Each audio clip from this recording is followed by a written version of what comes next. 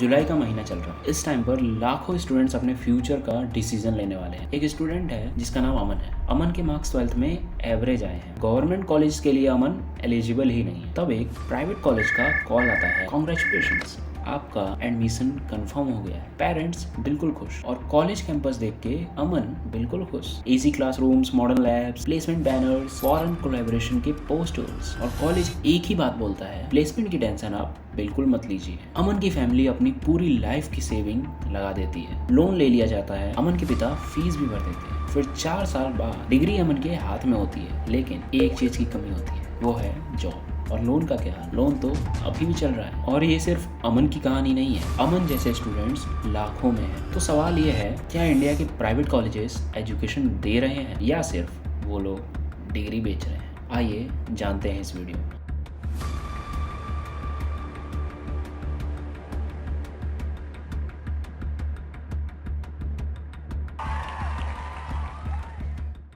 आज इंडिया में हजारों प्राइवेट कॉलेजेस हैं। हर साल करोड़ों रुपए एजुकेशन इंडस्ट्री में फ्लो होता है। हर एडवर्टाइजमेंट पे एक ही प्रॉमिस किया जाता है, 100% प्लेसमेंट का दावा। कॉलेजेस का ये भी दावा रहता है, हम तुम्हें लाखों का पैकेज दिला देंगे, हम लोग तुम्हें इंडस्ट्री रेडी एजुकेशन प्रोवाइड करेंगे। लेकिन यहाँ पर एक ट्विस्ट है, जब स्टूडेंट्स ग्रेजुएट होते हैं रियलिटी बिल्कुल अलग होती है। इस वीडियो में हम देखेंगे प्राइवेट कॉलेजेस का बिजनेस मॉडल कैसे चल रहा है, प्लेसमेंट का सच क्या है, एफिलिएशन और अप्रूवल्स का गेम, और कैसे स्टूडेंट्स को अट्रैक्ट किया जाता है। सबसे इसमें इंपॉर्टेंट सवाल है, इस सिस्टम को बदला कैसे जा सकता है। कॉलेजेस के बिजनेस मॉडल को समझने के लिए हमें 30 साल पहले जाना होगा। 1990s के टाइम पर इंडिया में हायर एजुकेशन का एक्सेस बहुत ही लिमिटेड था। गवर्नमेंट कॉलेजेस कम थे, लेकिन डिमांड बहुत ज्यादा थी। इस डिमांड और सप्लाई को कंप्लीट करने के लिए प्राइवेट कॉलेजेस आए। इनिशियली ये आइडिया बुरा तो नहीं था, ज्यादा कॉलेजेस, ज्यादा सीट्स, ज्यादा अपॉर्चुनिटीज। लेकिन धीरे धीरे एजुकेशन एक सर्विस से बिजनेस बनने लगी, और जब एजुकेशन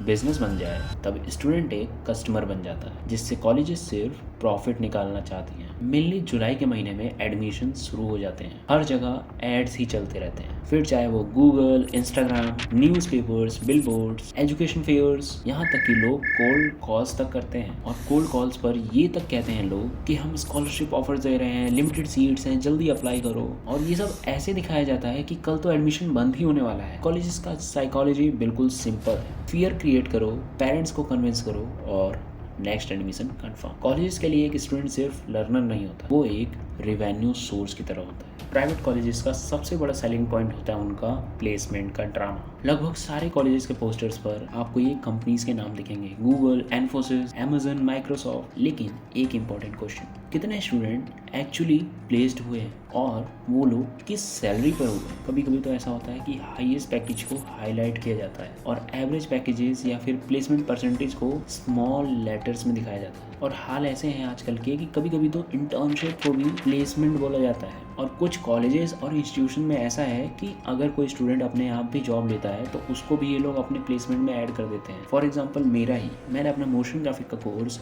मैक से किया था, बट जॉब मैंने खुद से ली, लेकिन उन लोगों ने कॉल करके मेरा प्लेसमेंट अपने में डाल दिया। लेकिन हर कॉलेजेस और इंस्टीट्यूशंस ऐसा नहीं करते। प्रॉब्लम यह है कि यहाँ पर कोई ट्रांसपेरेंसी ही नहीं है। अब आपके मन में क्वेश्चन ये आता होगा कि अगर इतनी सारी प्रॉब्लम्स हैं तो स्टूडेंट्स एडमिशन क्यों ले रहे हैं? आंसर इसका सिंपल है, कंपटीशन। हर साल million of students entrance exam देते हैं, लेकिन गवर्नमेंट सीट्स बहुत ही लिमिटेड है। बाकी स्टूडेंट्स के पास ऑप्शन बहुत कम बच जाते हैं। उनमें से एक ऑप्शन होता है प्राइवेट कॉलेज। उनके लिए प्राइवेट कॉलेजेस एक अपॉर्चुनिटी की तरह भी होते हैं और एक रिस्क की तरह भी। प्रॉब्लम सिर्फ लिमिटेड सीट्स नहीं, प्रॉब्लम एक और है, करिकुलम। कई इंस्टीट्यूशन में स्टूडेंट्स अभी भी वही आउटडेटेड सिलेबस पढ़ रहे हैं, जबकि industry AI, cloud, ChatGPT, cyber security तक पहुंच चुका है। और इस आउटडेटेड करिकुलम की वजह से रिजल्ट तो आता है, डिग्री कंप्लीट हो जाती है, लेकिन स्किल्स वही इनकम्प्लीट रह जाती है। कंपनीज आजकल हायर कर रही हैं स्किल्स को, ना कि सिर्फ सर्टिफिकेट को। इन सारे प्रॉब्लम्स का हम ब्लेम सिर्फ कॉलेजेस पर नहीं डाल सकते।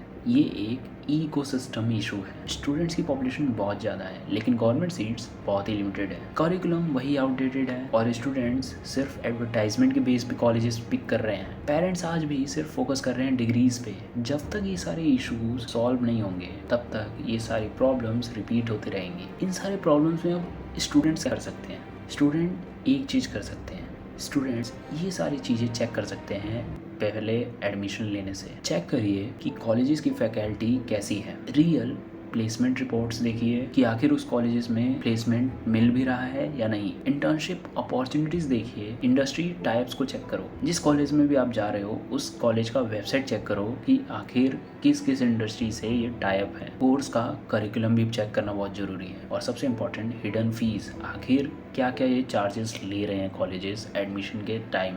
आपका एक डिसीजन 4 साल ही नहीं, कभी कभी पूरी करियर का डायरेक्शन डिसाइड करता है। प्राइवेट कॉलेजेस प्रॉब्लम नहीं है और सॉल्यूशन भी नहीं है, रियलिटी इन दोनों के बीच में है। इंडिया को प्राइवेट कॉलेजेस की ज़रूरत तो है, लेकिन ट्रांसपेरेंसी की भी ज़रूरत है। और स्टूडेंट्स को सिर्फ एडवर्टाइजमेंट देखकर नहीं, पूरा रिसर्च करके डिसीजन लेना होगा, क्योंकि डिग्री खरीदी जा सकती है लेकिन करियर नहीं। अगर आप या आपके किसी दोस्त ने प्राइवेट कॉलेज का एक्सपीरियंस लिया है तो कमेंट्स में अपनी स्टोरी जरूर